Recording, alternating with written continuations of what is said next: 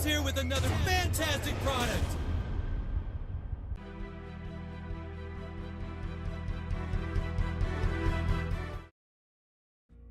Dead by Daylight is a survival horror game where you can finally be the killer and feel how hard it is for those murderers. Now when I'm watching a horror movie, I just feel bad for them.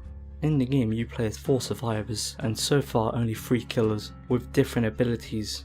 The Trapper has the ability to fly planes. What do you think his ability is, you smoke prick?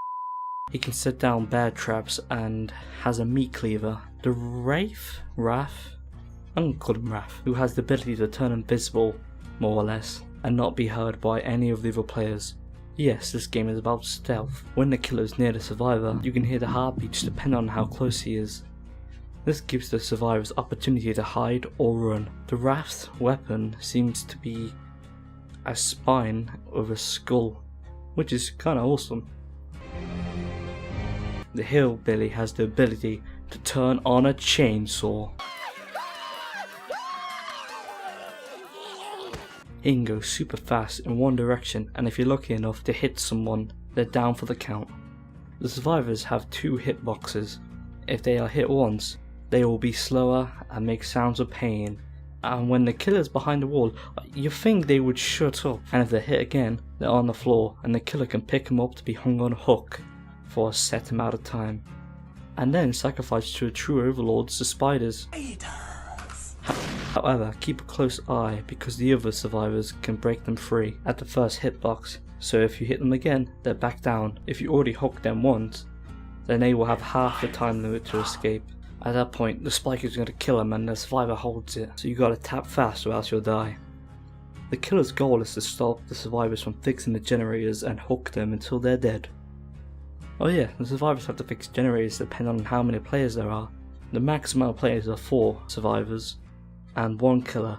The survivors have to do a quick time event when they're doing the generators, or else the generators will spark and the killer can see where you are. And if the killer is chasing you, the game quietly tells you by a slight music change.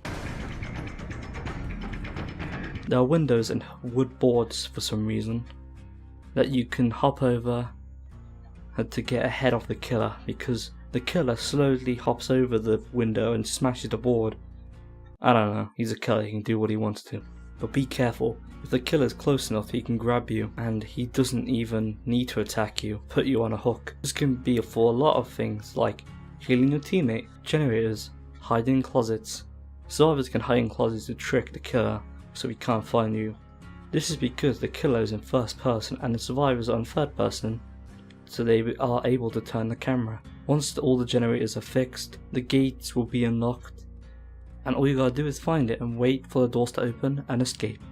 But the killer can see all the generators and the 2 doors, so that he can go back and forth. But if he killed 3 out of 4 people, and hatch in a randomly generated location will open, and if the survivor finds it, he can escape.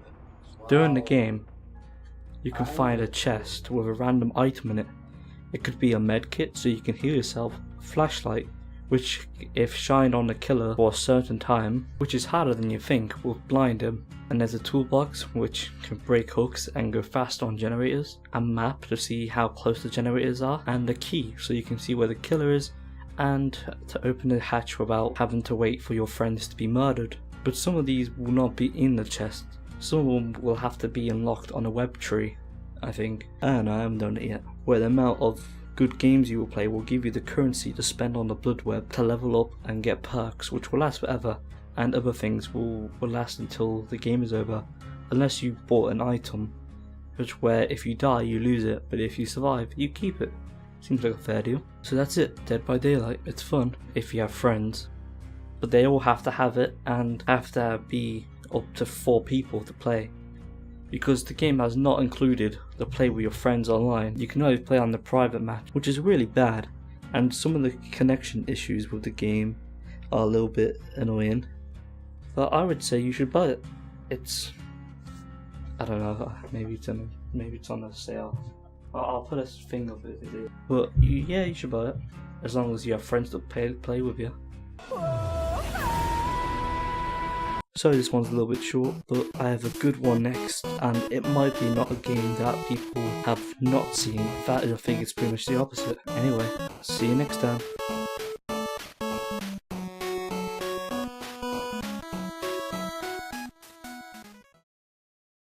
Ever get that feeling of deja vu?